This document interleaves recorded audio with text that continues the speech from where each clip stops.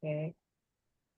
Our Honorable Speaker, Dr. Hafiz Muhammad Naim from the University of Management and Technology, Pakistan, and our respected lecturer from Accounting Department and all accounting students from undergraduate and postgraduate in accounting department. First of all, let us gratitude to Allah Subhanahu wa Ta'ala for granting us health and opportunity to be here in the meeting Zoom today, and then sending our praise and blessing to our beloved great Prophet Muhammad SAW that guided us to this world full of the knowledge and technology. So as a head of accounting department, I feel so very honored and grateful for Mr. Naim to willingness for your willingness to share your knowledge and your experience for us today in the Zoom meeting room. And the times of the public lecture today is very important for us, not only for lecture, but also for all these accounting students, especially in the 7th semesters accounting student, because they are currently working on their thesis, and also some of them participating in MBKM research programs. Students that will participating in the MBKM research today have an obligation to make good articles and publish it in the reputable journal, international or national journals. So this is important for them, Mr. Naim. Then I'm confident that with your guidance, from your experience and knowledge, you will give us a valuable insight to make our students more produce good articles, and then motivated us to be more productive in writing and share our understanding in the international scales. So I encourage all the participants to be fully engaged, absorb and discuss the insight from Mr. Naim, and then I hope this will be the starting point for us to be success in the writing academics articles. With Bismillahirrahmanirrahim, I hereby open this public lecture with title is Writing Articles for the Reputable Journals. So enjoy the sessions. Welcome to Mr. Naim. Assalamualaikum warahmatullahi wabarakatuh. Waalaikumsalam warahmatullahi wabarakatuh. Thank you, Nathani, for your speech. So, before we proceed to our main discussion, I would like to take this moment to express our sincere gratitude to everyone present here today. Your active participation and enthusiasm have truly made this event meaningful. As we move forward to our core session, it is my pleasure to invite our moderator, Dr. Sri Darmanelli, to take the stage. Dr. Sri Darmanelli brings extensive experience in and will guide us through the upcoming discussion panel. Ladies and gentlemen, please welcome to Dr. Sri Darmanelli with a warm round of applause. Thank you, Dr. Sri Darmanelli. The stage is now yours to lead our discussion. And to all our esteemed guests, it has been my honor to serve as your Master of Ceremonies. I wish you all an engaging and productive session ahead. Thank you and good morning. Over to you, ma'am, Dr. Sri Darmanelli. Thank you. Is it my voice clear enough?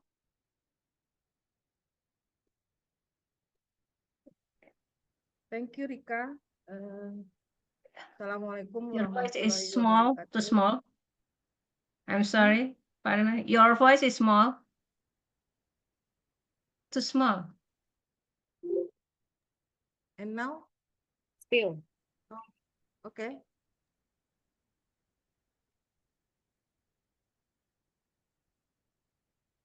Okay, I repeat again. Assalamualaikum warahmatullahi wabarakatuh. Is it my great pleasure to welcome to all in the today's session for the guest lecturer with the topic writing skills for reputable international publication with our truly distinguished guest today's Mr. Hafiz Muhammad Naim. Is it from University of Management and Technology in Pakistan. He's have the extensive experience in the field of the research and writing for the reputable international journal. In my hand, I have the CV from him. Now he's as an assistant professor in the School of Management, University of Management and Technology, Lahore, Pakistan.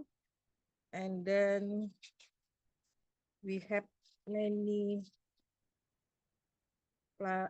published article here. May I share this CP?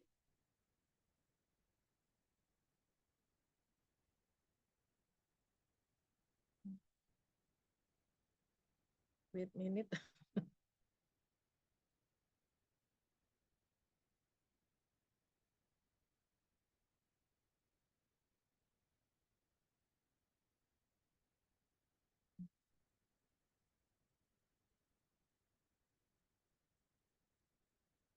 Okay.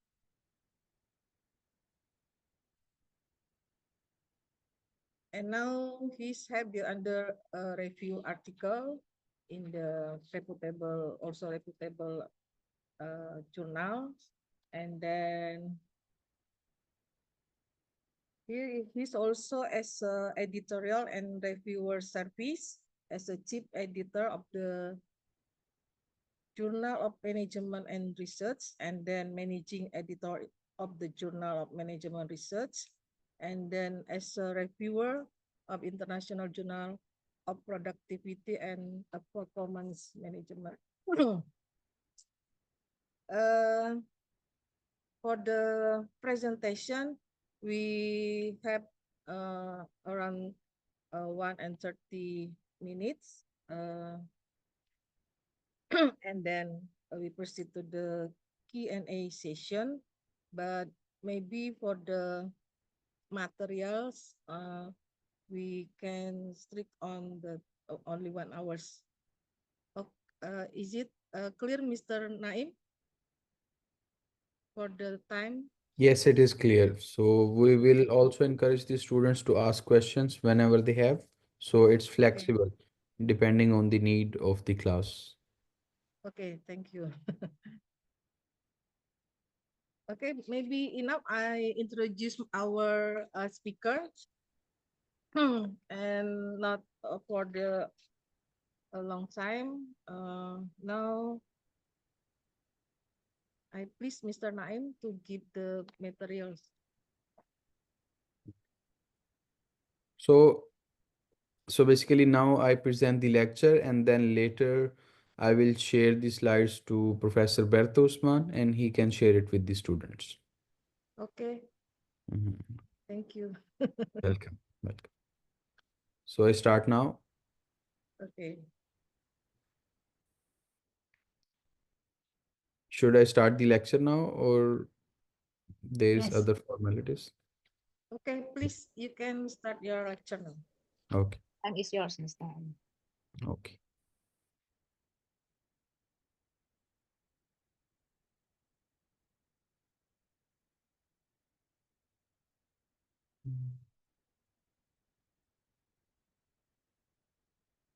So, can you please confirm if you are able to see my slides? Yes, Mr. Naim. Okay. Okay. So first of all, Assalamu alaikum and good morning to you all. Thank you. Assalamualaikum warahmatullahi wabarakatuh. Thank you for taking your time out for this session that we are having on writing the papers. I am here in University of Bengkulu since last 5 days. I came here on Tuesday, and then I had the chance to interact with so many students during the conference. Unfortunately, I still have the same background. I should have changed it. And then I also had the chance to visit some other places as well and deliver the lectures. Yesterday we were near the sea for the community service, so I also meet some of the professors there as well.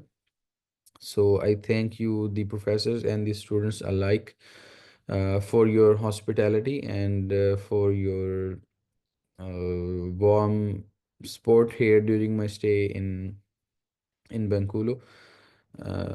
I came to know about Bengkulu because of Professor Bertosman, the head of the department here. We were together in Italy for our PhD program, and since then we have been very close to each other, and we are in contact with each other. And now we meet in University of Bengkulu in the professional uh, capacity. So today's lecture or today's workshop is about writing the articles. I observed um, during the conference that the students are willing or they are actually presenting their work, but they need some kind of guidance to improve the quality of their work. And then later, I also came to know that publishing the articles is basically one of the requirements of your degree program. To graduate, basically, either the undergraduate program or the PhD or the master's, you have to have a publication either in the national or international journals. Let me just stop here. And to the moderator, please check the chat if there is any question whenever. So please let me know. Okay, I will not be able to see the chat. I am with the slide. So if there is any question, please let me know. And also to the students, if you have any question, because the main uh, beneficiaries or the audience are the students here. So if you have any question, just raise your hands or write it in the chat. There is no need to wait until the end of the lecture. So if you have any question at any moment, just feel free to ask it. I was also told by Professor Bertho that the audience is from the international program. So hopefully we will not have a problem with the communication in English. Uh, it's just one of the language. You have to be confident when you are speaking it. So if you want to ask questions, you are welcome to ask in your local language or in English. You can write it in your local language, and the moderators will be happy to help you and me to understand the question, and I will try to answer those. As you can see, the title of the workshop is From Idea to Paper, a hands-on guide to writing your first research paper. So for most of the undergraduate program, personally, I don't expect them to have the expertise in writing a research paper. Or even before I start the lecture formally, if I can ask from as a general question, even the faculty or the students, they are welcome to answer. What is the difference between a normal writing and a research paper writing? So if any of you can explain or just share your experience and understanding that what is the difference between writing a research paper and writing a journal paper. By journal paper, I mean an assignment or a project or an exam. So what is the difference between two types of writings?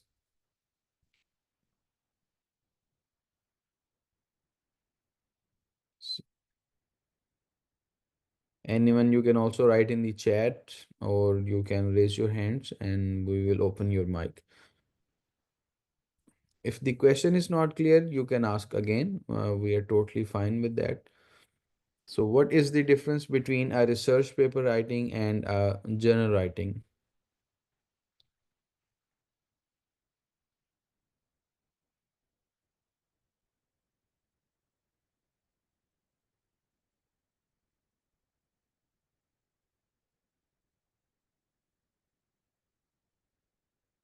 Any student who would want to try? It's fine, even if you are, I mean, if even if you don't want to share or you have no idea, still it's fine. I just want to have the basic understanding so that I can decide the pace and the content that I emphasize more. So if any of you, obviously with Zoom, the problem of interaction is there because it's better to be in class and then engage with each other than to have it on the Zoom link, but still it's fine. So basically, when we are talking about general writing, for example, writing an assignment or writing something during your exam, it's more like a free platform.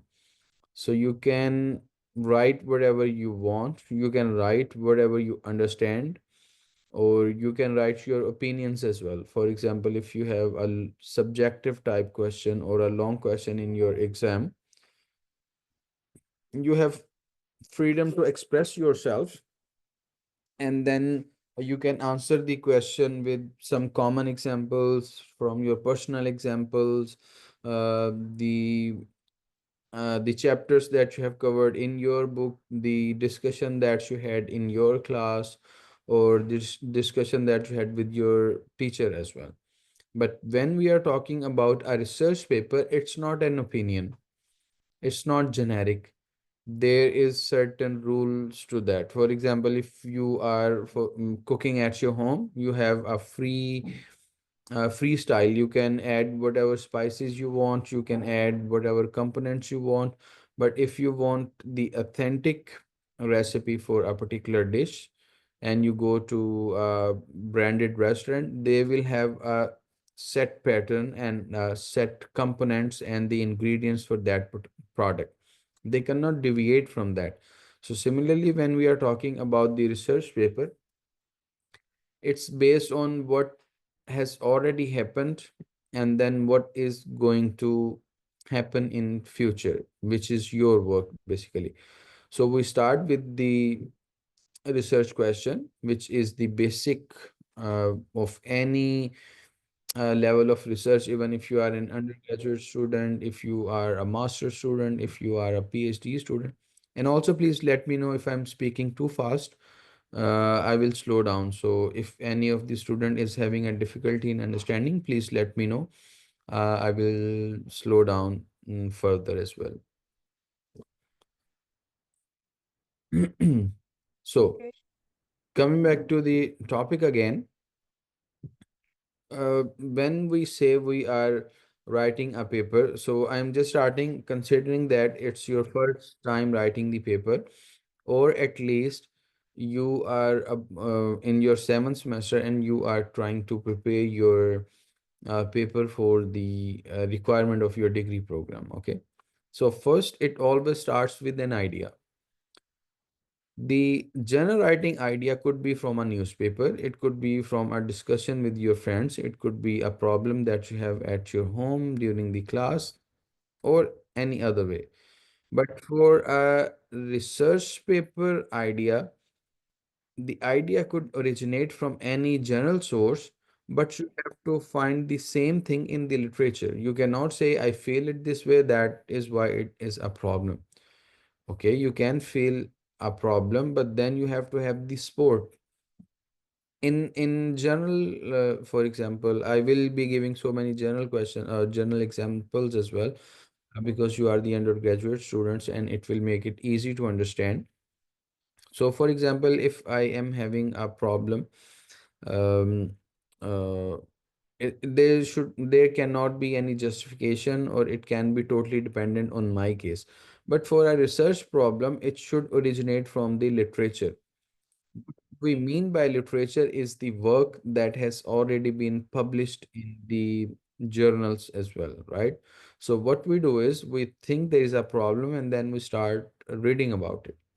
The more we read about it, the more knowledge we have about the nature of the problem. For example, uh, the one of the part of this research workshop was to publish in reputed journals, not just the journals, not just the nationally accredited journals. Okay, although that is the starting point, but the idea was to publish in reputed journals, right?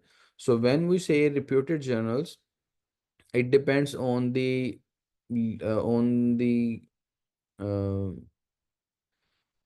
research question that we are talking in. For example, if I say, is it going to rain or today or tomorrow? Maybe the question is not very interesting, because maybe if it is not raining today or tomorrow or day after tomorrow, is something that you see very often.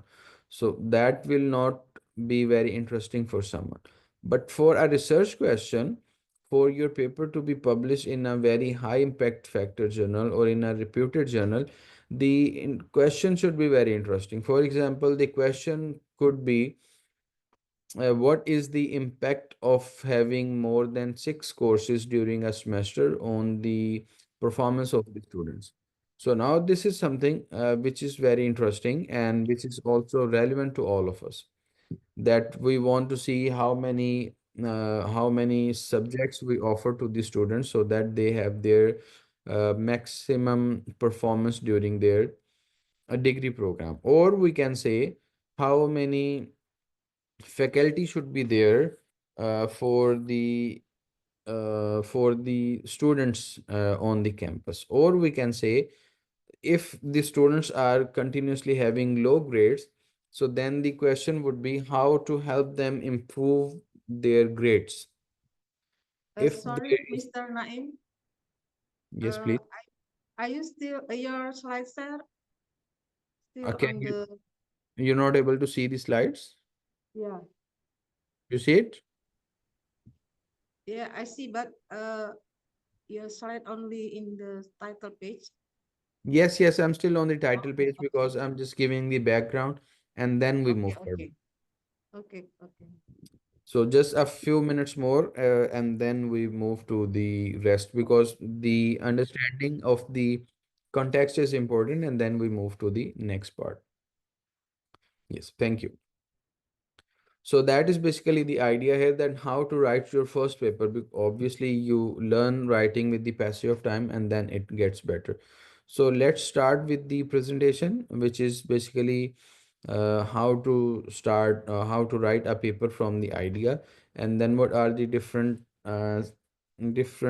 components of a paper. Again, a general question, you may write it in the comments or you can answer it directly. Can anyone tell me what are the different parts of a research paper? How many parts a research paper generally has?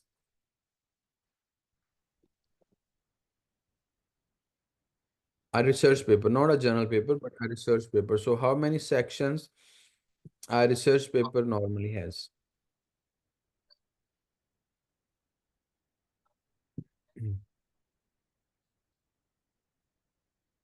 So a research paper basically starts with the introduction, okay? If you have seen a research paper, if you have read a research paper, the students obviously the faculty have read it. It starts with the abstract, which is basically the summary of the whole paper, and then we have the introduction, where we introduce your topic. What has already happened, and what is okay. There's something in the chat. Yes, exactly. Generally 5 parts. That is correct. So if Rika Artika can explain it further, I'm sure you know it. So they are definitely 5 parts. The first one I've already mentioned, that is the introduction. Uh, Rika, what are the other parts? If you can please name them, that will be helpful for everyone to see in the chat, and then also to have the discussion further. So it's introduction, and then we have the literature review, and then we have the methodology, then the results, and finally the discussion. So thank you, Rika, for helping me out.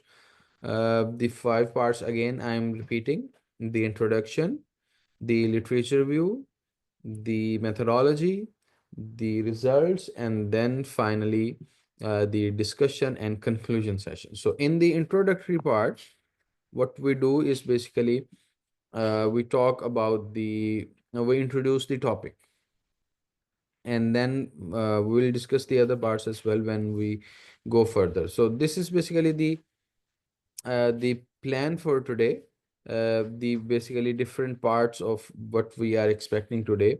What is expected of your thesis? Whatever you are writing, there should be a motive, a clear motive of what you are expecting from the document. Is it to contribute to a theory? Is it to test it with the help of the data? Or you are just trying to write something for the completion of the degree? Even if it is the case, still it has to follow the pattern. So there is no freedom. You cannot say I want to skip introduction, or I want to uh,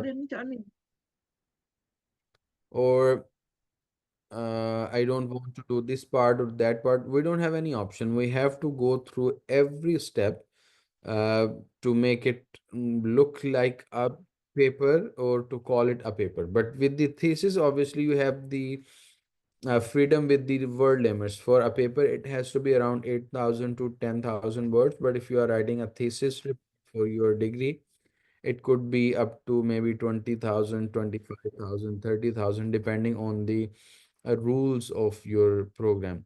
How to get started? This question is very important because you see, even if you want to change any of your habit, the starting point is the most difficult, because you have to make some sense of where to start and what to expect. So how to get started is very important. Interaction with your supervisor. We don't expect the students to write the thesis on their own. Obviously, it is technical work, and it requires certain level of dedication and certain level of interpretation and help from the supervisor. So supervisor is basically the person who is going to help you through this journey of writing your thesis or writing your research paper, for which there are five parts: motivation and mechanics. With the research paper, one point which is very important is that you will be able to see the result or the outcome once you have written the article. So it can take from any time from 3 months to maybe years, depending on the quality of the paper. So to keep your motivation high, that is also a challenge. So we will also talk about how you can go about staying motivated, and then also communicating with the supervisor, and what is the role of supervisor in keeping the supervisees and the students motivated. The viva and the afterwards. Obviously, when you have your thesis ready, you have to go through the viva voice, or you have to publish it somewhere, and then there is the rest of the plan. So the discussion, which is basically the last part: what makes a good or bad thesis, who will read it, and why. So these are the two questions that you have to ask yourself, not to anyone else, but to yourself, or to discuss with your supervisor or the supervisor. This is basically the starting point. If I am your supervisor, if I am your class coordinator, and if you are doing a thesis with me, you come up with a question, a research question, and then my first point would be why this study is important, why this research is important, why I should be interested in writing 50 pages that you have written, right? So you have to give me a reason why this topic, why this document is important. For example, if you go to a bookshop, you just don't randomly go to the racks and then say, okay, I am going to go into the bookshop and I will go to the third line and I will pick seventh book in the line. This is not how you do, right? You have a personal interest, you know the available options in the library, but still you will go for something that is interesting for you. There is something that you want to know about. So similarly, for the good or bad thesis, who will read it and why? So two important questions: who will read it, who is the target audience? Even yesterday we were talking about the problems with the local business and the community service. So that was my question to them: why I should buy your product, why is it important, and how it relates to me. So this is something which you have to discuss in the introduction part, and that will lay down the ground for the success or failure of your thesis. So if you have given me a strong reason Okay, that is why the question is interesting. If you are talking about a genuine issue faced by the local businesses, for example, if there is a problem with the productivity of the employees in your organization, if you are addressing some issue with the students, for example, so it should be, the audience should be clear. For example, if I start singing something in Urdu, which is my local language, mm, you are not the right audience. Okay, maybe for one song or one item it will be fine, but after second or third, it will be irrelevant for you, right? So you should be very clear who is the target audience. By target audience, we mean who are the people who are going to get benefit from your work. So that should be very clear. And why, that is also the other question, why I should be interested in your work. All right.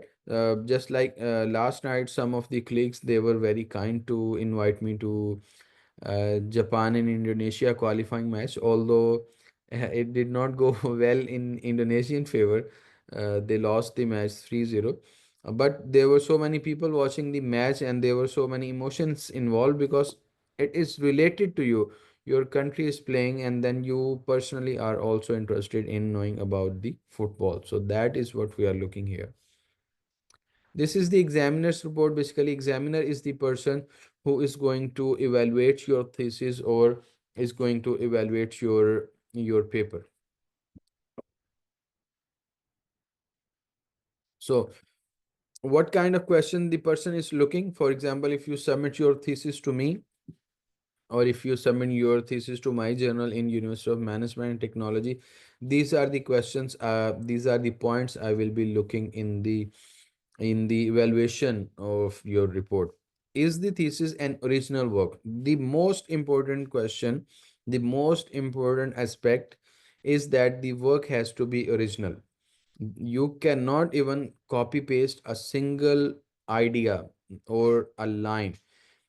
It has to be your own original work. You have to go through the literature and then you have to write it yourself. So if the first question's answer is no, that will be the end of the story. I will not go any further. I will just simply check the plagiarism. I will just simply check if the student has used chat GPT, or if they have just simply copy paste from another friend, or they have just written what is already written on the internet. I will not read it. I will just simply stop on the very first step after checking the plagiarism report. But if the question is no, then I will move to the next one, which is thesis publishable or not? That will depend on the novelty of the idea and the newness of the idea. Is your idea really worth getting published, or is it not really worth it?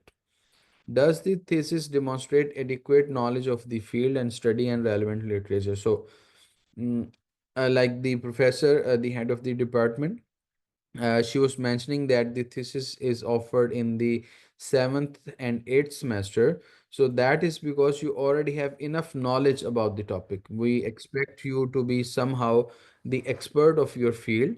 That is why you are given the thesis at the very end. So that is what we are looking here, that you write a paper where you demonstrate your skill level, that how much expertise you have in your field.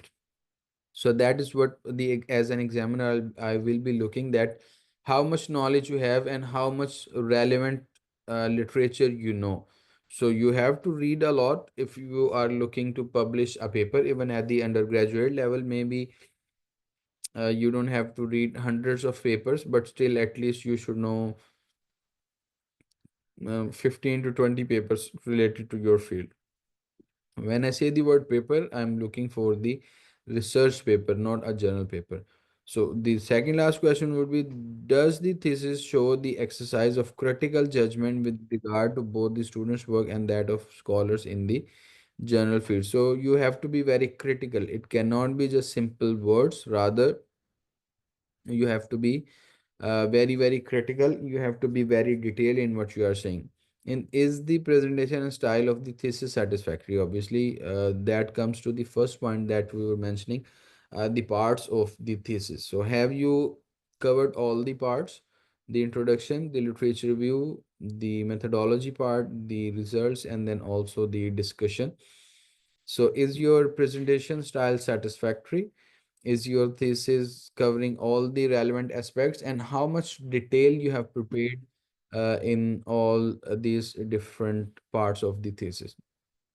So just very quickly to the moderator, please, if you want me to speed up, if you want me to wind up the discussion, tell me at least 10 minutes before so that I cover whatever I have in my schedule today, okay?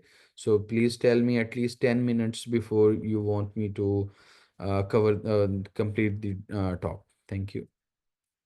So state your contribution explicitly. When you are writing the paper, again, we are talking about publishing good papers. We are not talking about publishing randomly, but good papers. Is what are you contributing in? With the research paper, you have to come up with something new.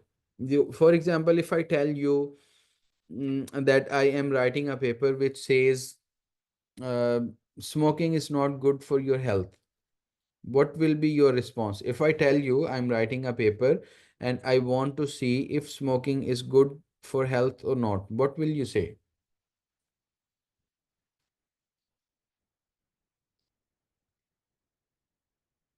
Is this something new? Is there anyone who does not know what is the impact of smoking on health? So if I can just randomly ask any name, for example, if the student is around. So I see Mantini Kriswanti. So you don't have to be really a smoker, obviously. I'm just randomly picking the name. So if I ask Mantini, do you know is smoking good or bad for health?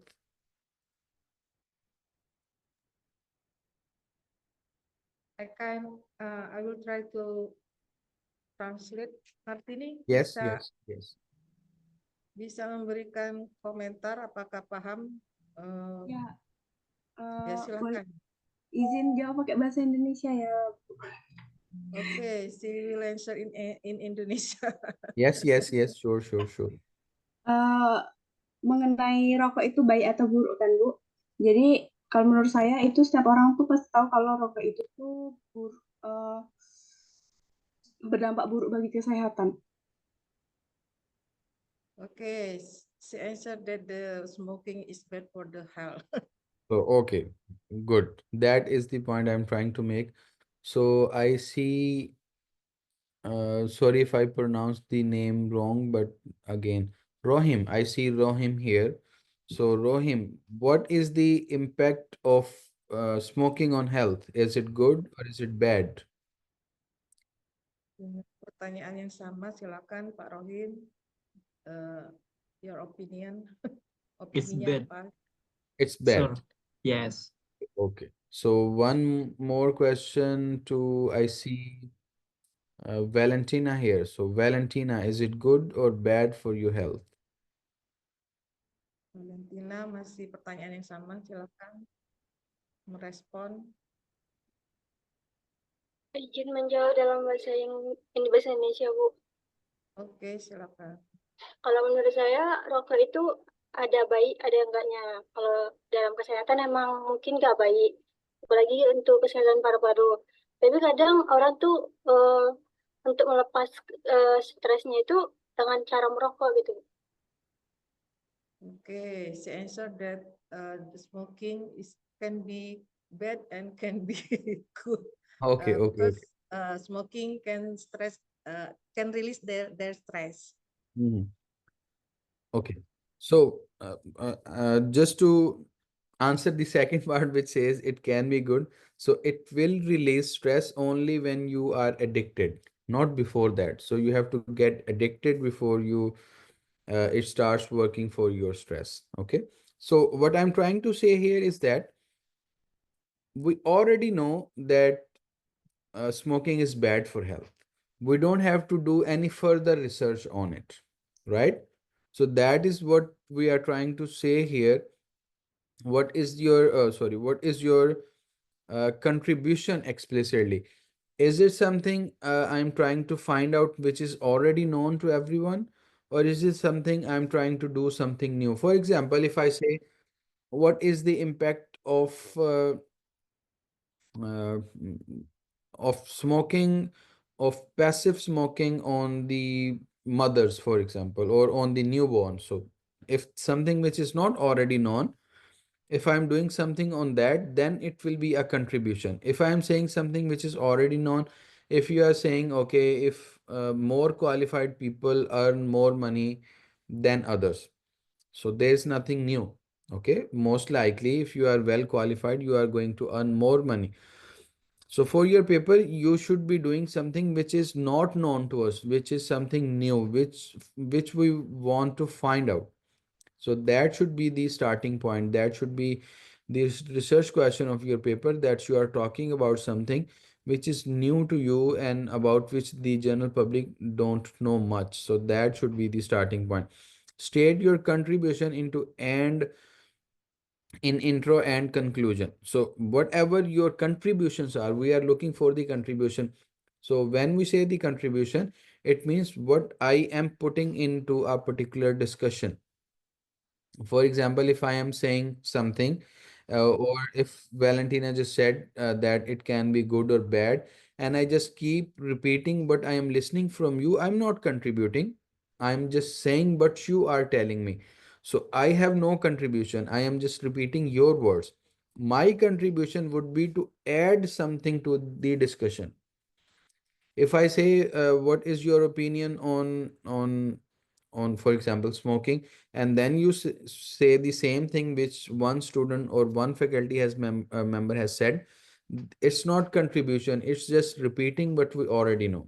Okay, so for the research paper, it has to be a contribution, which basically means that what I am adding to what the people already know. So it should be very obvious. I don't have to go through the paper to see what you want to say or try to guess. It should not be a guess. You should be very clear what you are trying to say. So publication worthy material, easy if you have already published papers. Obviously, if you have already published the papers, then it is relatively easier for you because you have already gone through all the process. But still, if you are new, you start with the 2 3 conference papers. This by December was a good opportunity to present your paper and then also to get some confidence. So if whenever there's a uh, local conference or local meeting, just try to present the paper there. That will give you some confidence. But if you are running short on time, for example, if you start working now on your thesis and then there is no conference, so you just focus on your thesis so that you can complete it on time. Demonstrate knowledge of the field. So when you say that mm, the class instructor, why they are better than the students? Because they have the knowledge of the field. When you were registered in the class for the first year, you didn't have that much knowledge. But when you keep studying for 7 or 8 semester, then you have enough knowledge related to maybe marketing if you are specializing in marketing, or HR or finance, because you have read a lot on the same topic. And now you are in a position to answer the questions, or you are in a position to guide the others, or in a position to make sense of whatever information you are receiving. The don'ts are that provide a brain dump of everything you know. Sometimes what happens is, it's a very general question and also a general observation as well. So there are two kind of people normally in our friend circle. We say there is a person who is very to the point. So if you ask them a question, they will give you a very brief and very relevant answer. You will mostly love these kind of people who are very precise and their answers are very meaningful. And then there are other types of people, you ask them a question and then they are just giving you random information which makes no sense, but they are trying to be the expert. So this is not how it goes in the research. You have to be very precise. The point that you start, you really have to stay with that particular point so that it is very clear to the audience about what you are trying to say. Critical judgment is obviously also very important. I will just uh, speed up a little bit so that we can cover more content. So we have to evaluate the background. We don't just simply describe. We cannot just simply write what is already written, right? Instead, we have to make a relationship between different components that we already know. The most important thing in writing a thesis or a research paper is the clarity. By clarity, we mean is obviously, first of all, you need the knowledge of the field. And then the second thing is, when you start an argument, you stay on that argument. You cannot just go left or right or front and back. When you have started an argument, when you are talking about a particular aspect, you really have to stay there until you complete what you want to say. You have to define the terminology and be consistent with notation. So let me think of an example and then I will come back later to it.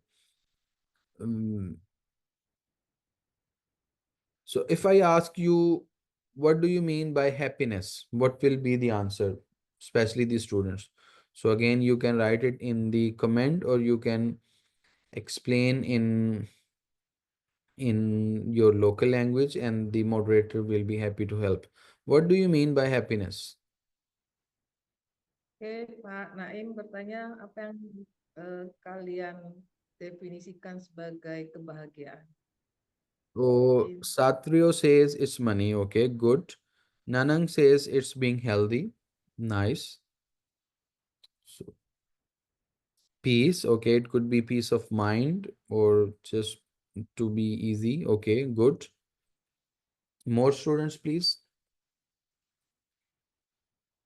Ayo, siapa lagi merespon? Jangan diam. What do you mean by happiness? Apa Maybe yang Professor, kalian if you can maknai write the question in the chat in the local language so that the others can see and reply.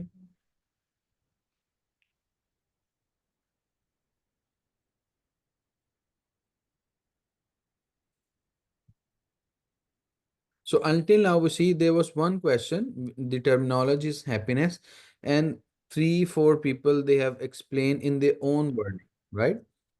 So that is why it's important to, for example, if I say what is happiness, I cannot assume that all the people have the same understanding or the same definition for the terminology. Okay. Just these 4 people, 5 people, they have a different understanding or different explanation of the same thing. It, sorry, it is very important to describe the terminology. Why? If one person is thinking that being peaceful is happiness, the other person should also understand that in this discussion, when we say happiness, we are talking about peace. We are not talking about the money. We are not talking about the ability to travel freely. We are not talking about the ability to be healthy. So the terminology is very important so that everyone understands the term in the same capacity. And then make figures and tables. You already know how to do it. So unified body of work. These are just technical terms which might be irrelevant. So I just skip to something which is relevant. So there are 2 parties involved basically, and both are very important. One is the supervisor, which the person which is going to help you to write the thesis, and the other one is the evaluator, the person who is going to evaluate. Now they are 2 different people from each other. Why your supervisor is important? Because the person has gone through all the steps of publishing the paper, and the supervisor already knows how a person thinks as a researcher and how a person thinks as an examiner. How many times as a student we see that we come out of the examination room and we are very confident that we have attempted the paper very well, but when we get the marks they are below average, or and then we are very angry. Why we are angry? Because we think the quality of work was very good, but we are not trying to understand that the examiner did not believe that the quality of work was good. So we are two different parties. I am the internal party, and then there is the examiner. But with the research paper, normally the standards of the quality are pretty much already defined. Just like when you are getting low marks and you go to your class instructor, class teacher, very angry or very disappointed, but when the professor explains you why you don't have more marks, then you are satisfied. Sometimes yes, sometimes no, but at least you try to understand what is missing in your answer. So similarly here, it's very important to understand what the examiners like. So what is the number one point? The focus on the problem. When you say, so we have a movie, like you definitely also have the movies, by movies I mean the cinema movies in Indonesia, and then you also have a documentary, a small documentary of 30-45 minutes. So in the movie we see there are so many different different plots or different scenarios in the movie, but when we are developing a documentary, it is focused on one singular point. So the focus of the paper is very interesting. It should be very interesting question, and then you must be very focused on that particular question instead of moving right to left. The question should be groundbreaking. By groundbreaking means something very new. It should be published in it should be good enough to be published in a good journal. Clear opening for the future. What you are going to get from this one? Quality of the thesis. Logical presentation of the data and the argument obviously is very important. Clear, easy to interpret figures and graphs. This is very important. Sorry. You are not writing for yourself, you are writing for the others. So it should be written in a manner that is easy for others to understand. You cannot say, look, the argument is very clear to me. Why you're not able to understand? You cannot argue because you are not with your thesis, you are not with your paper, you have already submitted to the external evaluator. So you have to write in a way that the message is clear. You cannot just simply think that because it's clear to me, it should be clear to everyone. So this is not the case.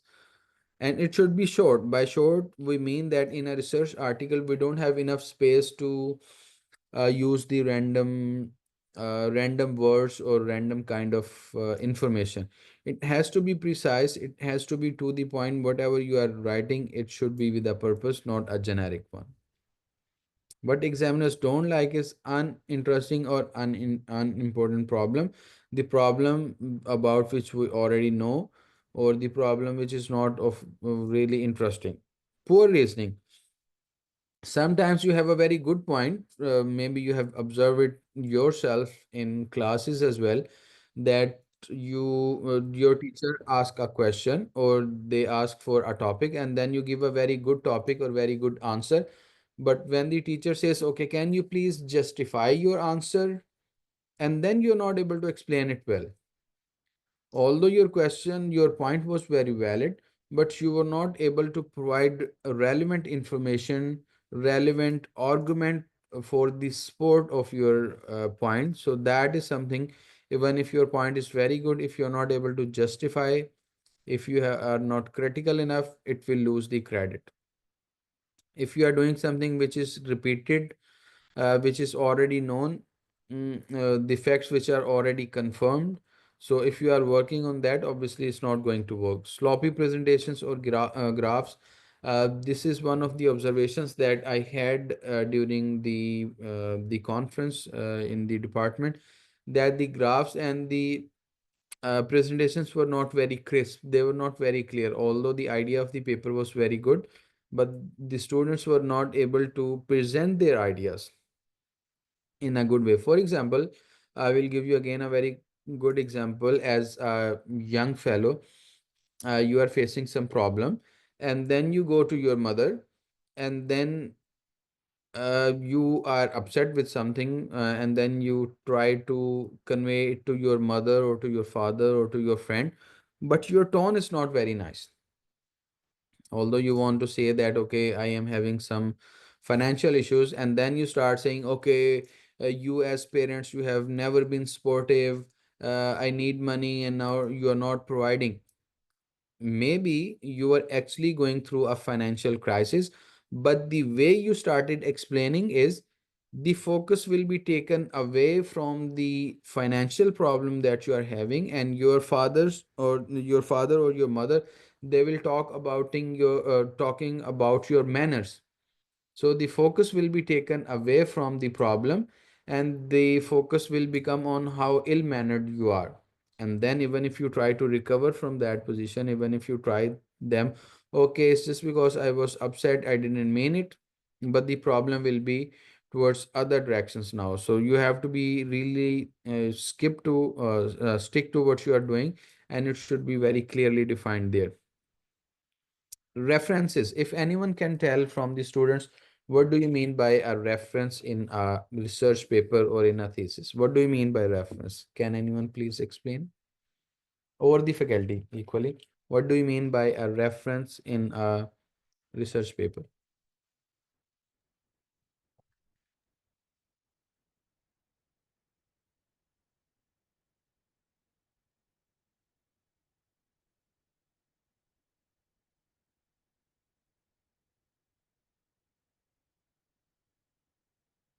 Now that we have less time, so I will keep going with the explanation. Meanwhile, if you know the answer, you are welcome to say it in the chat box. By reference, we mean, like I said, we are not exactly. August said to support our argument. Very good. So when we write something, for example, you say the people from who are how to say. Let me just give me 1 minute to think of an example. Okay, so the people who study abroad in other countries, they have broader mindset. Or uh, mm, eh, or you say with Donald Trump in USA, it's going to be very difficult for the rest of the world. So I am making a very strong claim. I am saying maybe, for example, I'm saying the Lion Air is not a very good airline company, for example. So how do I know that Lion Air or Lion Group is not a good company? It's not something that I just imagine. There should be some source of the information. If you say, okay, it's not very safe to live in city A, how do you make this claim?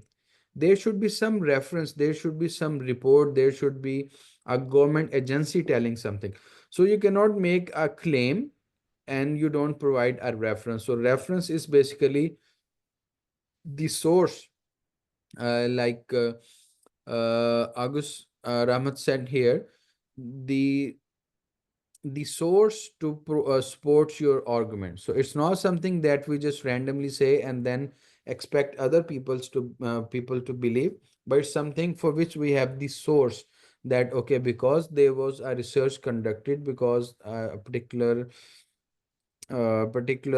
agency collected the data. So based on that, I am saying that Lion Air is not a good airline because so many flights are delayed, the landing is not smooth, or the jets are of bad quality, right? So there should be some base for the argument. I cannot just randomly say, okay, it's not good. So there should be some reference. So reference is the source from which you are getting the information. And obviously the language should be very clear. There should not be a grammatical mistake, because if apparently the language is not correct, it gives you a signal that the paper is not of a good quality. So these are basically the contents that we have already covered. But the point with this slide is, it's not fixed, it's not something which is common across all the universities. Your university can have your own set of instructions, and then you have to go with that as well. So if it is how you are using, this is the thing. If not, it's just something which is practiced in my university, and you could have a different setting in your university. Introduction, which is the first part. So now, Professor, how much time I have for the lecture?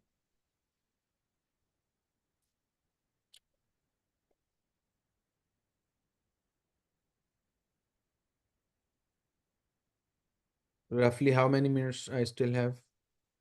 15 minutes more. 15 more. Okay.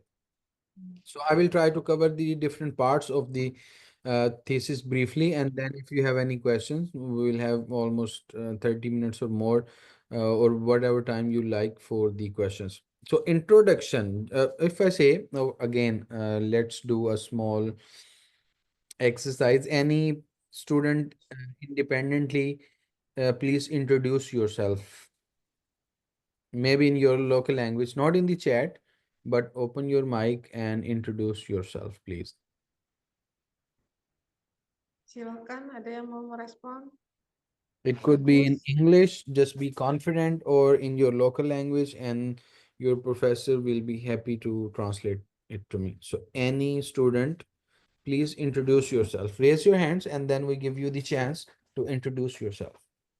Silakan untuk introduce, mengenalkan diri kalian yang berani. Ayo, jangan diam.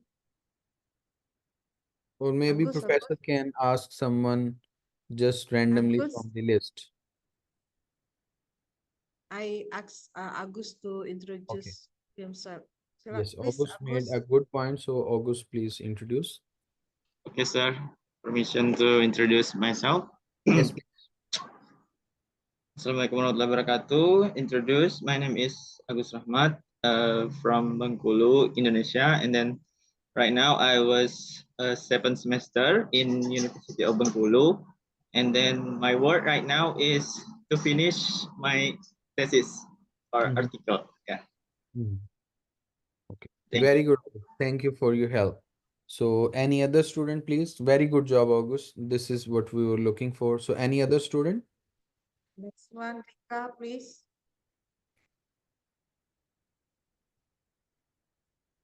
Rika, Ma'am. silakan introduce yourself. All right, thank you for the chance. Hello, Mr. Hafiz. My name is Rika Artika, and I am from accounting major in University of Bengkulu. And now I am in my 7th semester, and same as Agus, my work now is to complete my articles to publish in a reputable journal. Okay. Thank you. Very good. Very good. Thank you. One more student, and then we conclude the point. One more student, please introduce yourself and try to provide Nanang. more information about yourself. Nanang, Yes, thank you for your time, Mr. Naim. I'd like to introduce myself, Mr. My name is Nanang Nurmansa. I'm come from Indonesia, Bengkulu.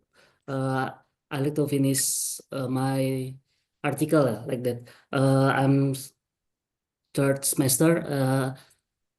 I'm so happy for finish my article about ESG, environment, social, and governance, sir. Thank you for your time. Okay, very good. Thank you. So if we look at 3 students who just introduced themselves, Agus, Nanang, and Rika. So they provide 3 kind of information: their background, what they are, they told us their name, what they are studying, and then what they plan to do in future.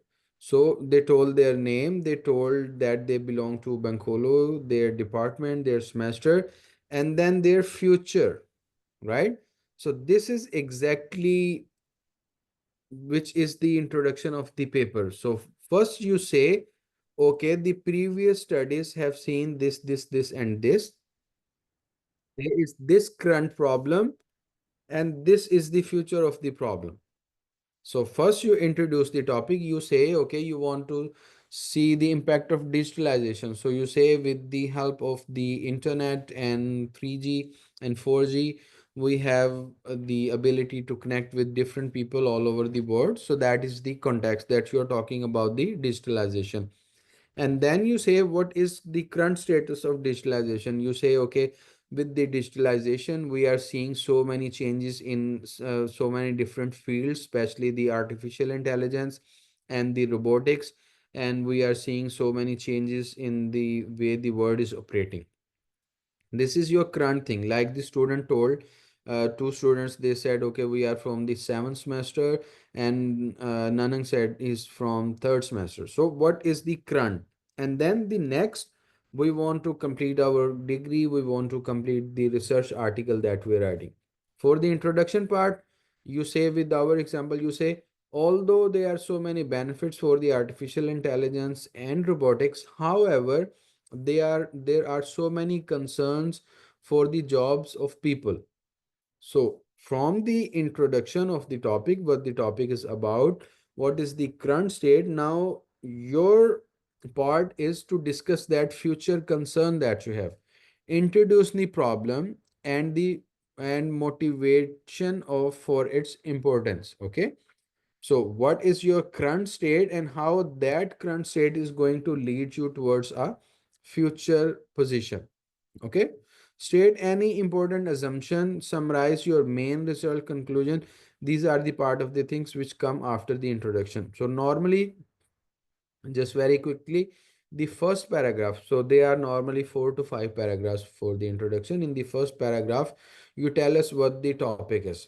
So you say, okay, it's about digitalization. In the second, it's very precise, you cannot change it. Okay, if you stick to a good journal, then these are the content. So in the second paragraph, you tell what is already done.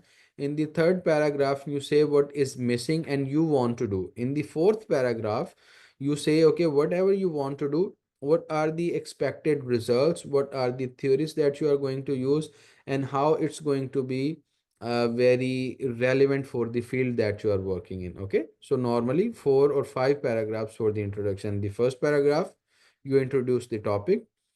The second paragraph, you tell what are the current studies that have already done. The third paragraph, you say what is missing.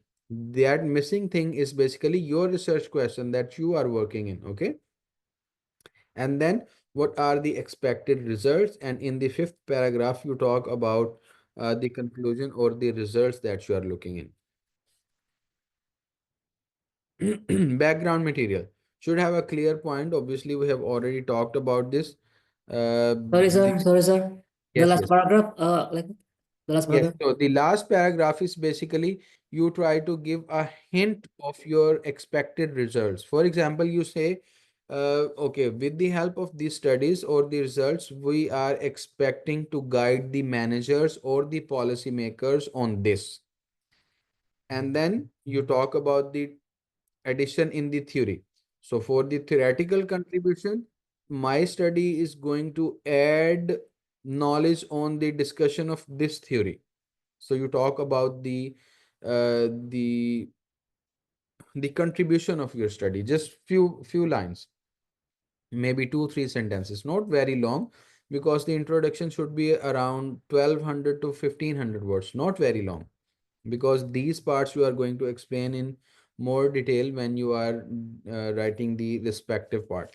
One suggestion that I want to give to the students here is that whatever journal you are targeting, it could be, for example, Journal of Business Research, it could be Research Policy or any local journal. If you know that you are going to submit your paper to, for example, Research Policy, so what you do is download 5 to 6 articles of the targeted journal. By the targeted journal, I mean the journal where you are going to submit your paper. So you download 5 papers of that journal and then you try to read them line by line. You will see a structure there. You will see that almost every paper has placed a similar kind of information in a particular line. For example, if you say you want to read the second paragraph, you will see a pattern in the second paragraph of almost all the papers of that particular journal. So from there, you get the idea about the structure of the paper and how you should write your paper or how you should position your information when you are targeting a particular journal. Clear, Nanan? Yes, clear. Thank you so much. So one thing here we are talking about the background material. One thing, it's a it's an academic article. We are not writing for a newspaper.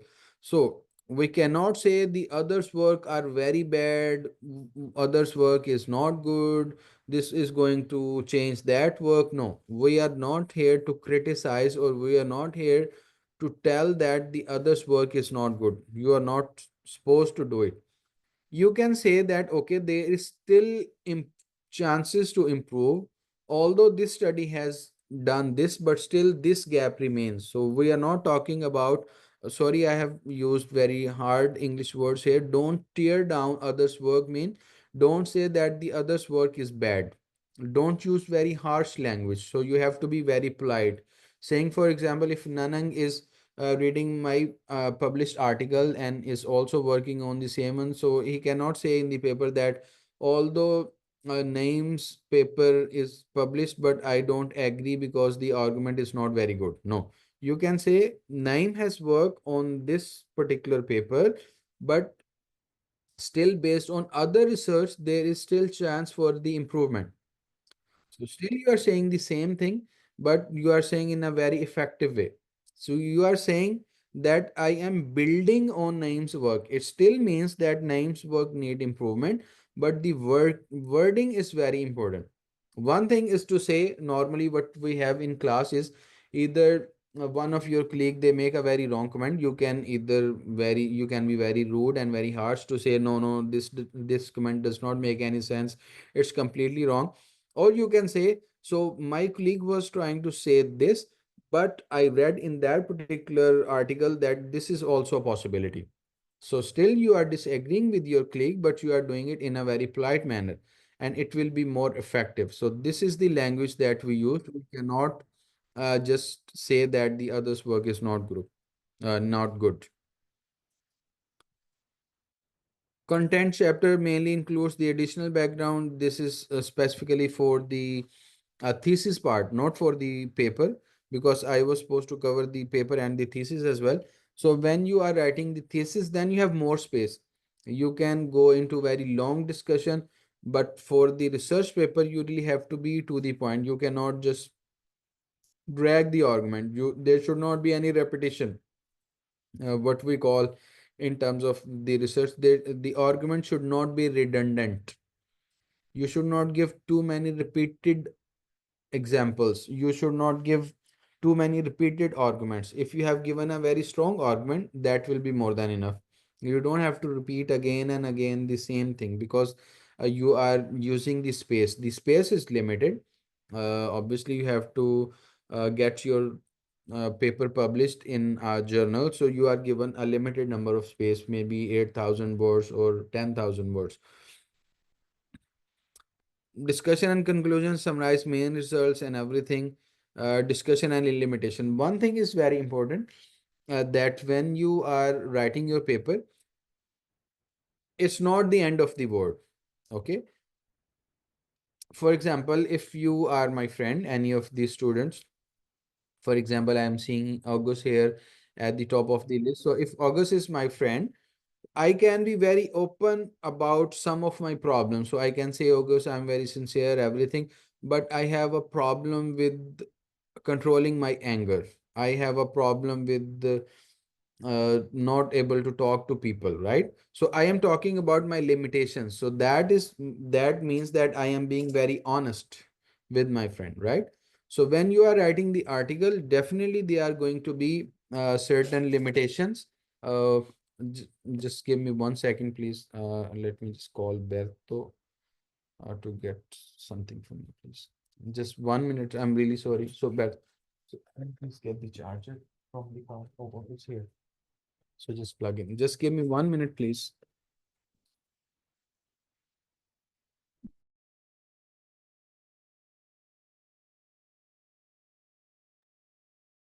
Jadi yang lain merespon, kalau ada pertanyaan bisa share di chat. Ya, chat room. Nanti saya sampaikan ke Dr. Naimnya. Jangan diam ya, nanti saya tunjuk-tunjuk lagi nanti.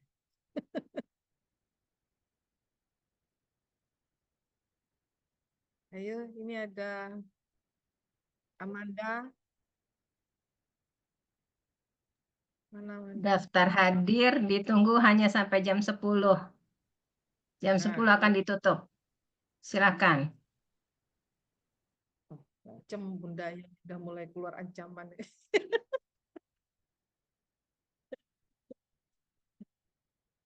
Ada Amanda, ada Dea Marceli. Udah sehat? Dea, benar ya? Yang sakit kemarin siapa nih? Dea Aprilia apa Dea Marceli? Lupa saya. So I'm sorry for the Okay, please. disruption. Yes, was not expecting the bad, but anyway. So summarize the. If can someone please tell me what I was talking about? I just forgot.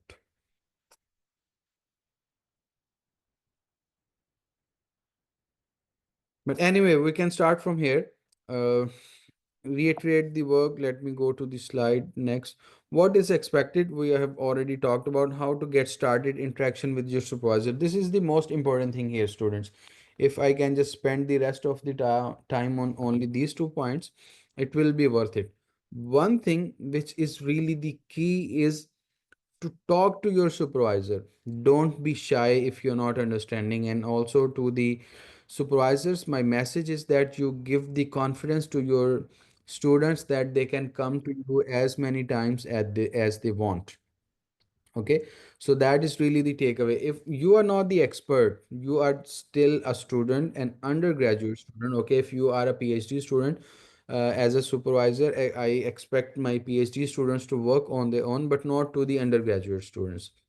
You have to talk, you have to communicate. If you're not understanding anything, you will not be able to fix it on your own. You really have to talk with your supervisor. You really have to talk with your friends. You really have to talk your seniors. So this basically works only if there's an environment and a culture of research in your department, in your university. You should not be reluctant or shy to share your ideas. So one thing that also is very common in Pakistan, and then also maybe you also feel the same in Indonesia as well. People are reluctant to share their ideas because they think that their idea will be stolen. So if you have a good idea, so you communicate it with someone, and then the next day you see the same person working on your idea, and you are like, but this was my work and I just asked for help, and now you have just stole my work, which is obviously unethical, and it is also very damaging for the research environment as well. But this is something which is obviously beyond your control. It takes time that you arrange the workshops, that you arrange the research seminars where you share your ideas. But the most important person for the students is that you select a supervisor that you are really comfortable with. If you think that the person is not approachable, if you think that the person is not very supportive, maybe you have to be very careful about the decision that you are making. And to the supervisors, now that you have accepted a student as your supervisee, is your duty, ethically and morally as well, to support your students to their last minute, whatever they want, whatever their requirements are. So you must be always there to help them with their inquiries. So this is how it goes. Communicate. If you're not communicating, if you think you will be able to fix it on your own, it's not going to work. Believe it or not, you have to communicate and interact with your supervisor. Again, the discussion will be what is the main aim of your project, why are you doing, what is interesting. We have already covered these points. Okay. I will just cover the points which are relevant for an undergraduate context. So I will just skip what is not required here.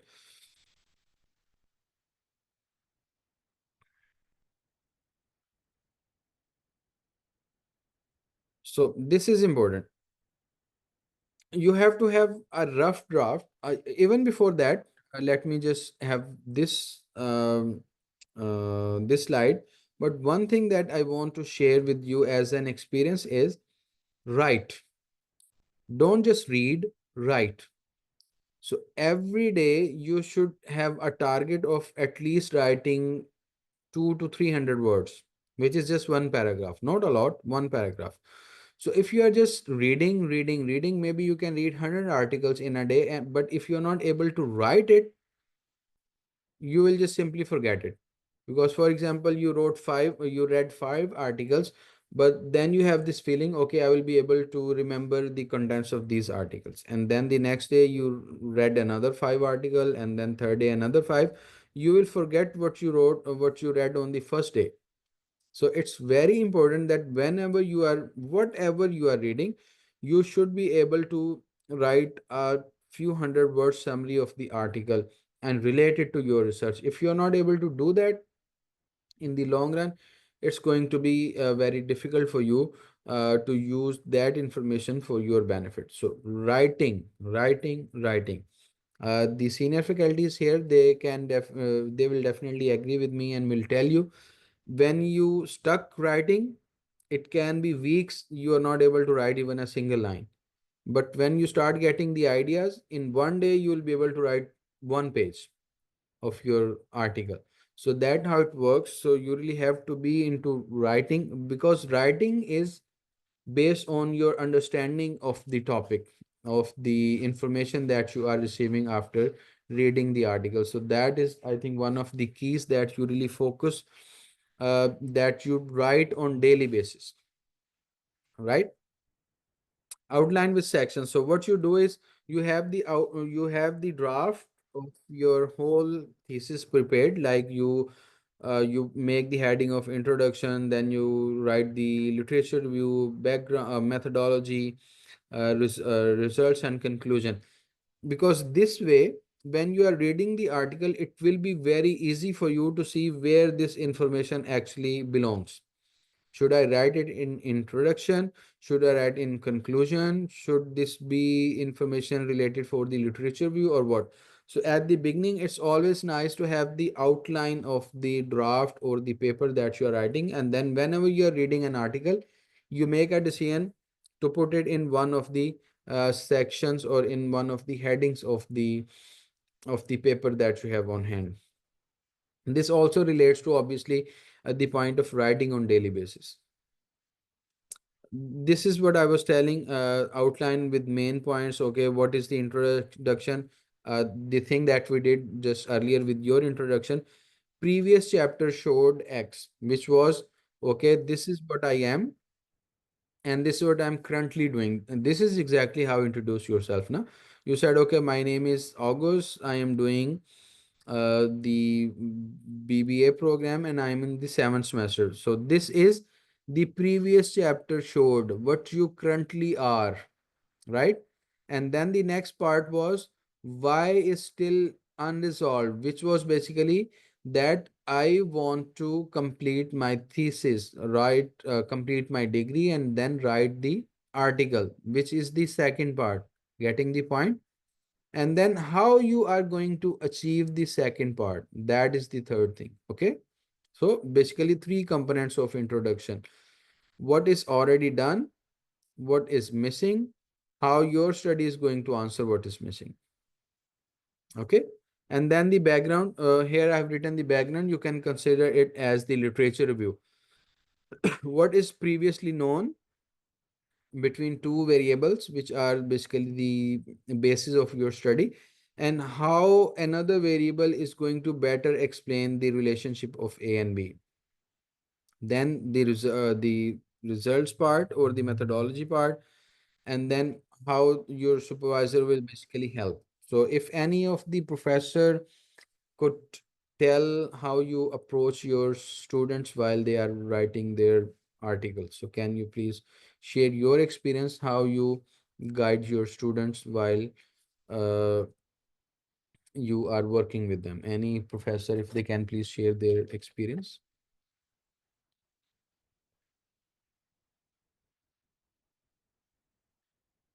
Obviously, we're not here to judge you, but just to have some idea of how you work at University of Bengal.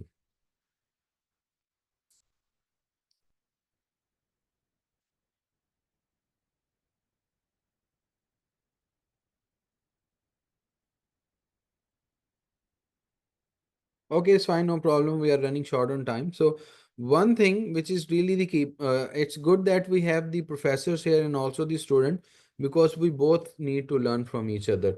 This is also the case. I have already supervised one PhD student.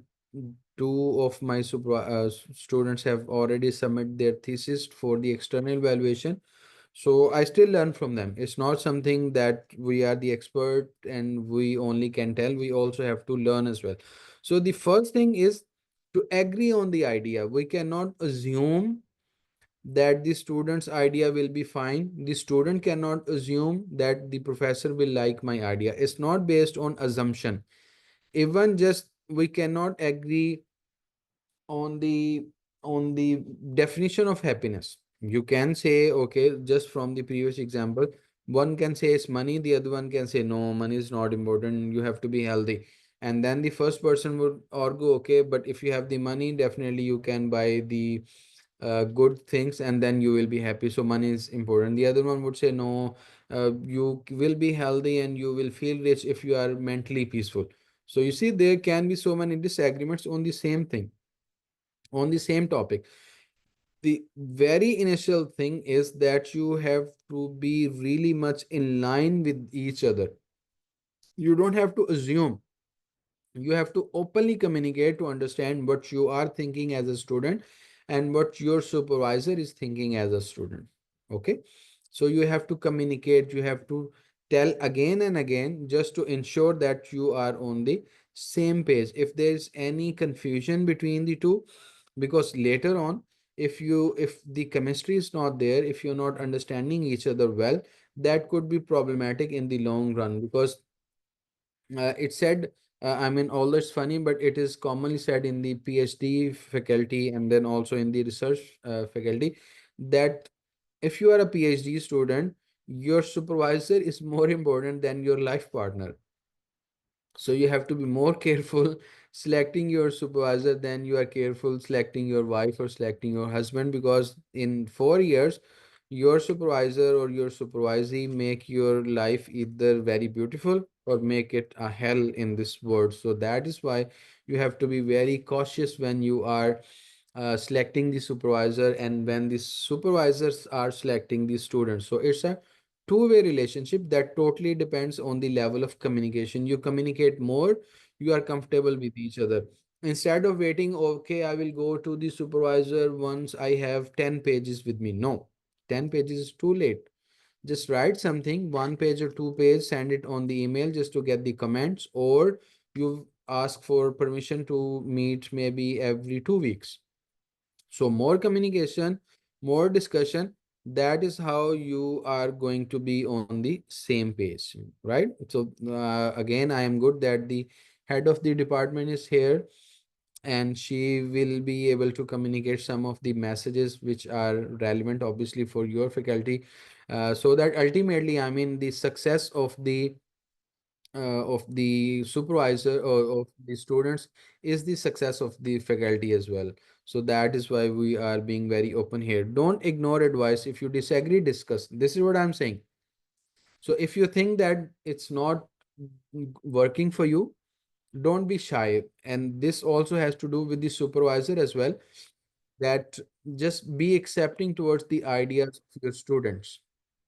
It's not that, yes, please. Mr. Naim, you run your time.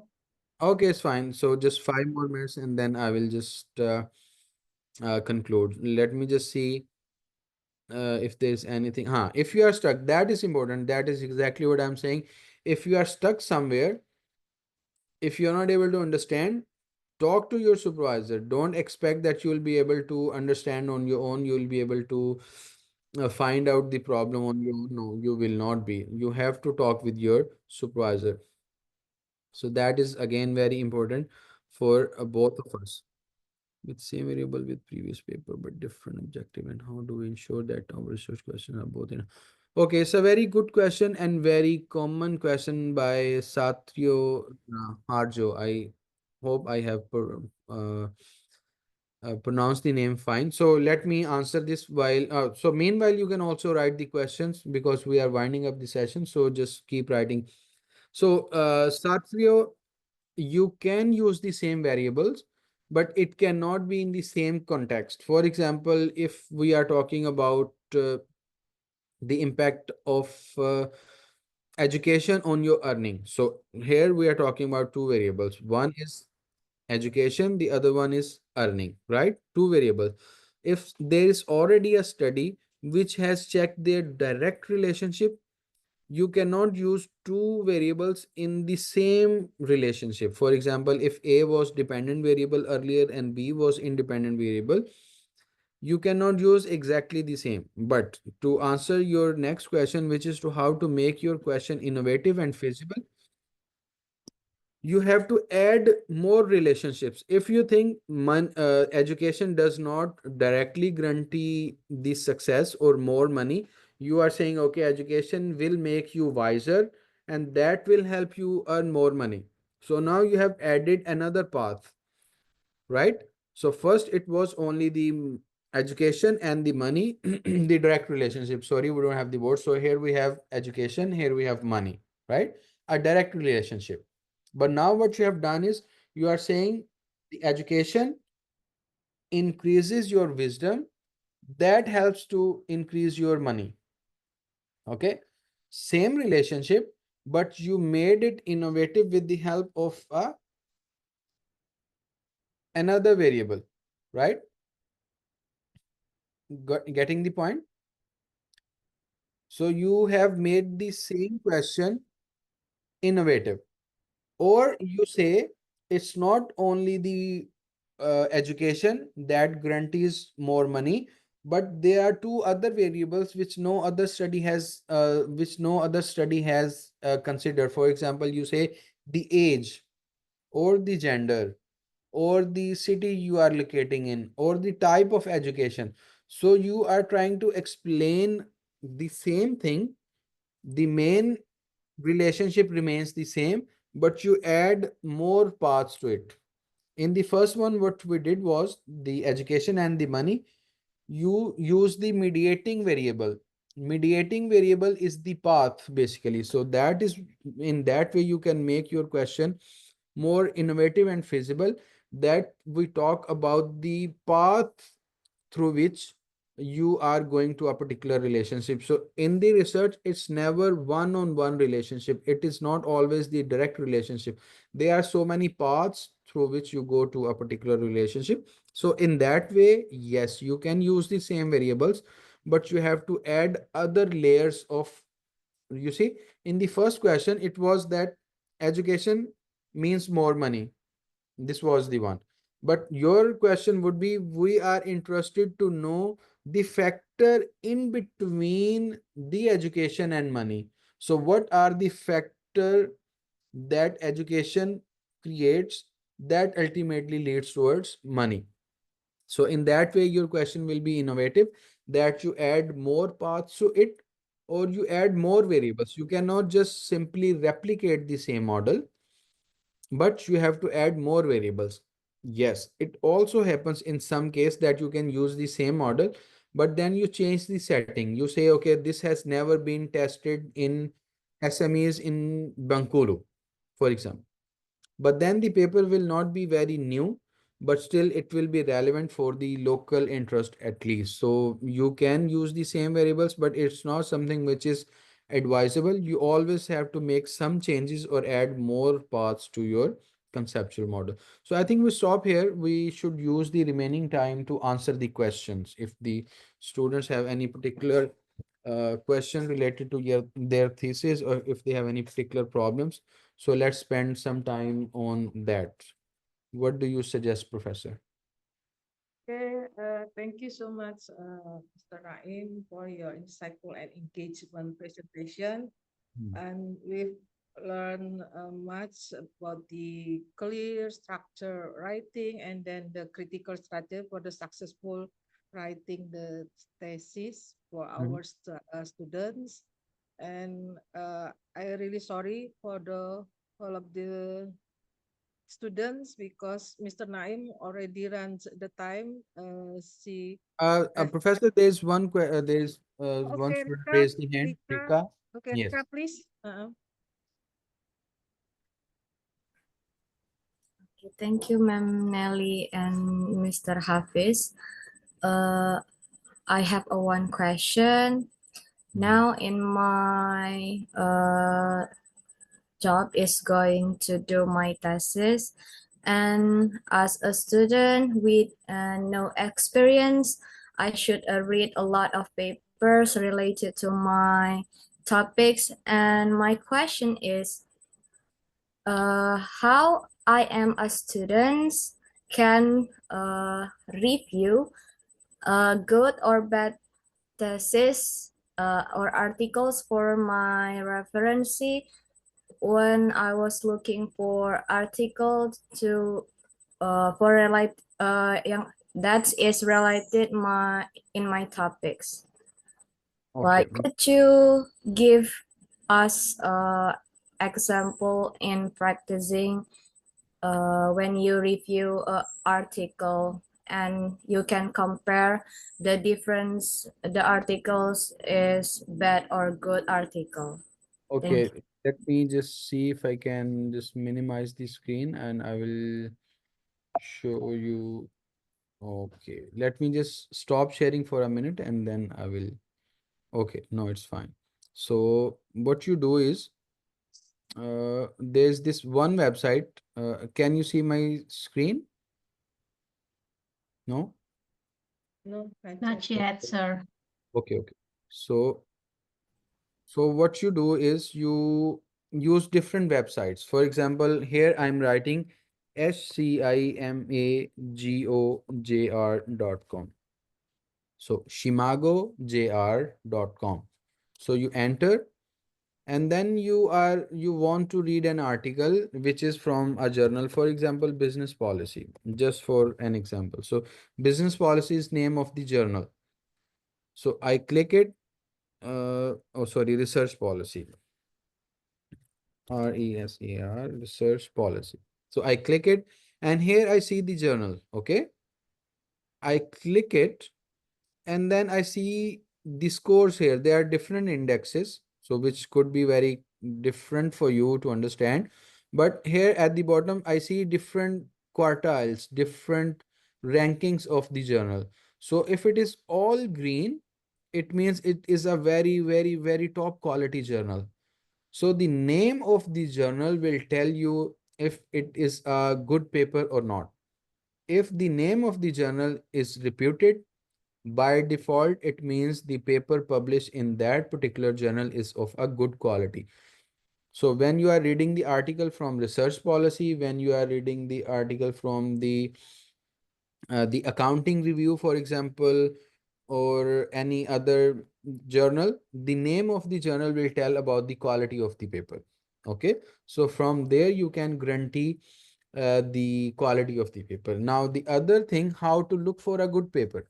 So there's another website, scopus.com or Web of Science. There are so many others. So now that we have very little time, so I go to scopus.com, and then there I can search the paper. So you see, I go to scopus.com, and here I say search document.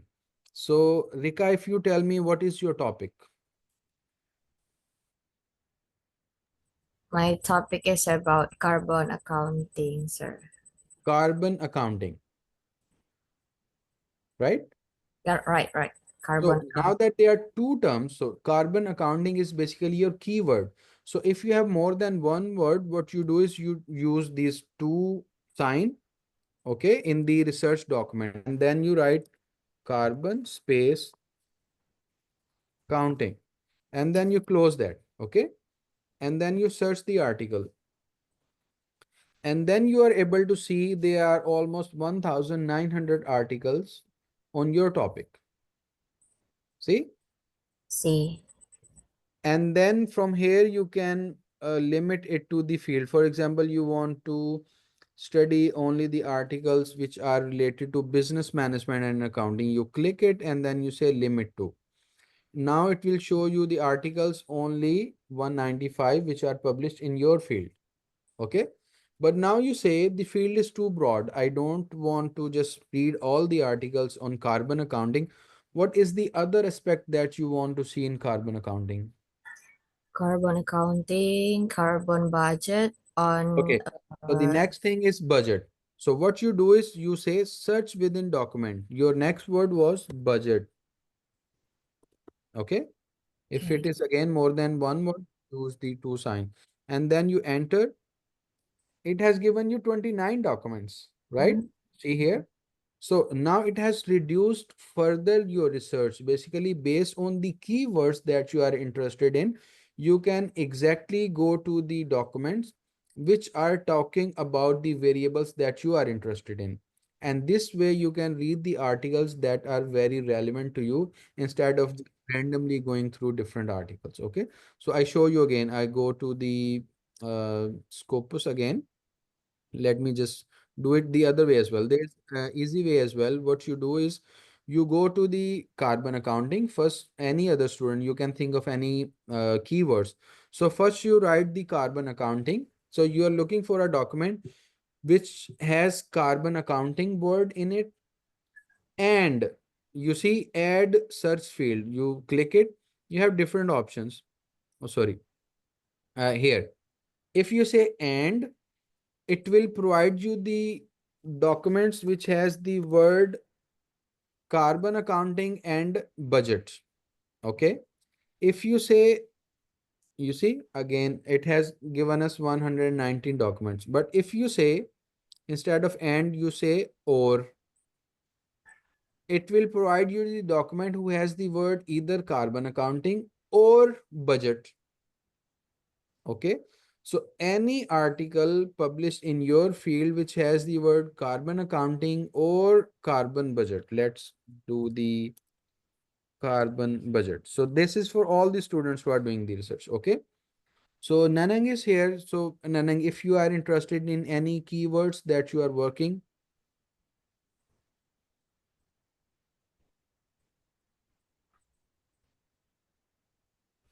or August, Rika, sorry.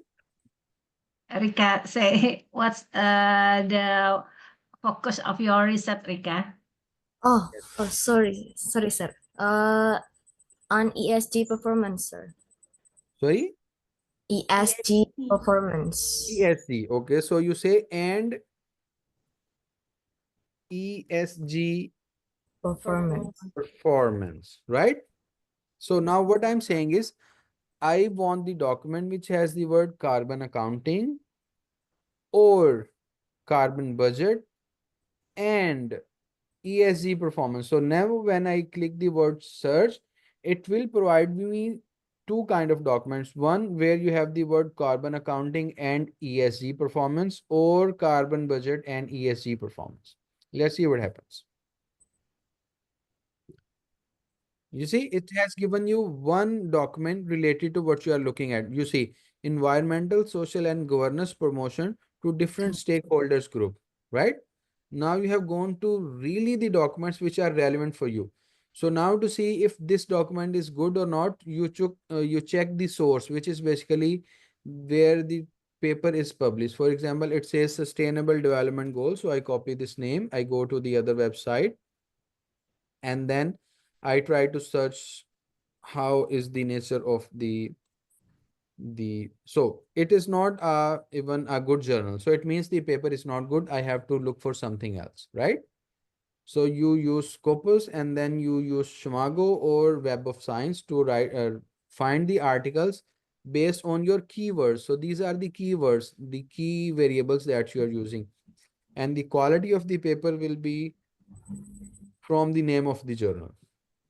Is it clear, Rika, or you want me to explain it further? Yes, sir. And my last question is, when you read the paper, how can you read the paper just one read and you find the what's it called? You find the topic.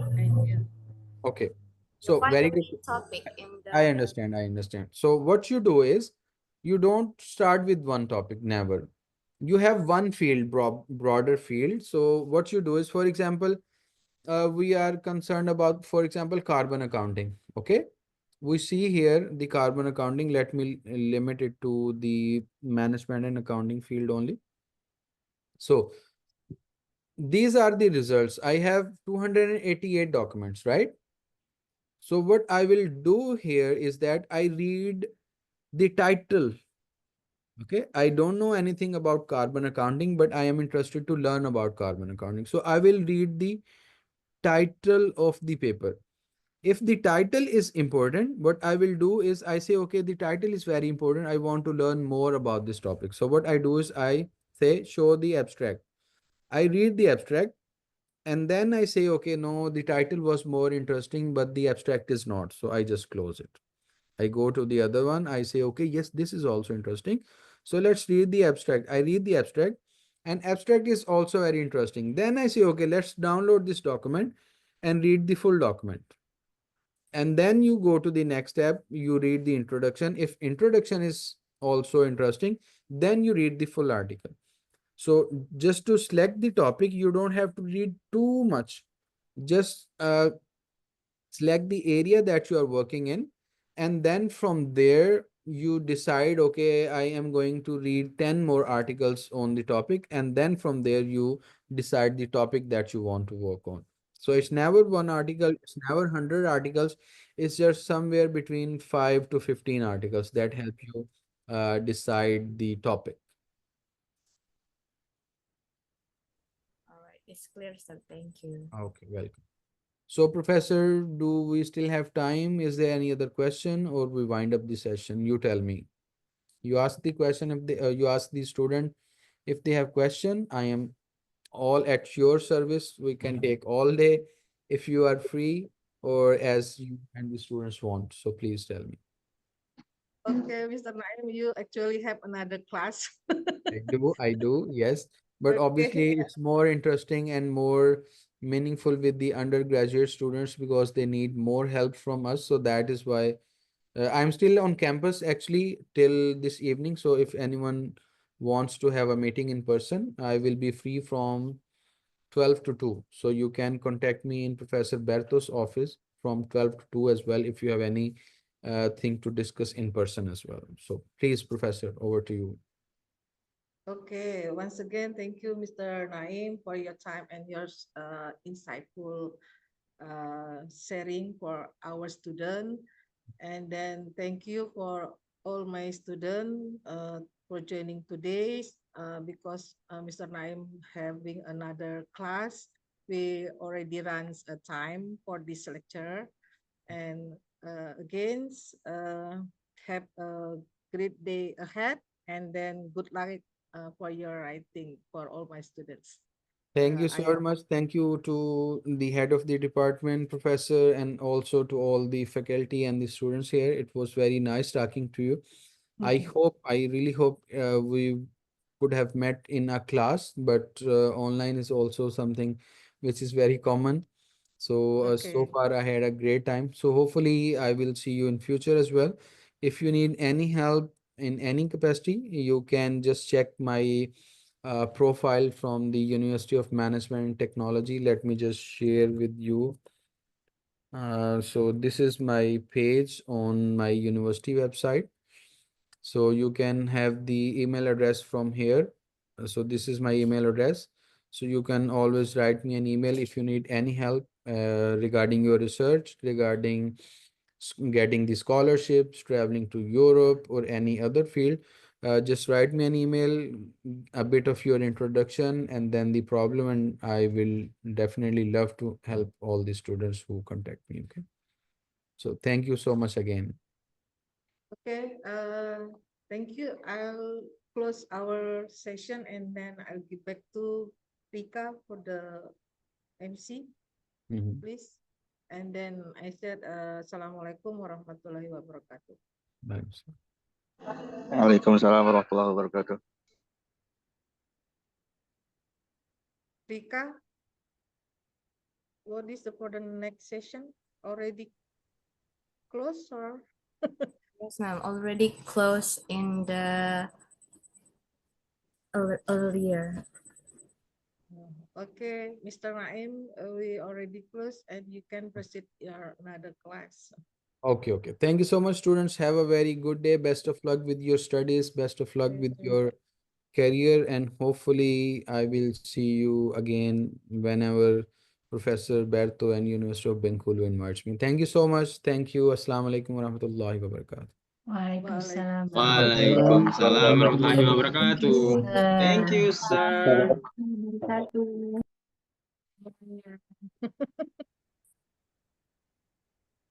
Okay, we did our.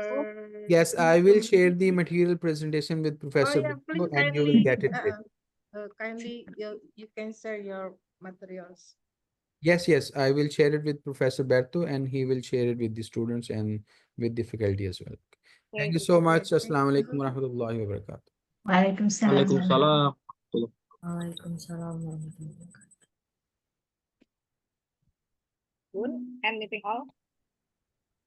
I think it is enough. Yeah. Okay, enough. We're fast. Please, anything else? Oke, thank you Bu Nelly, Rika, makasih yang lain juga Terima ya. kasih Bu Nelly, Bunda Lisa, Bu Oke. Feni, terima kasih semuanya. Terima kasih kesempatannya. Izin and meeting for all. Thank you so much.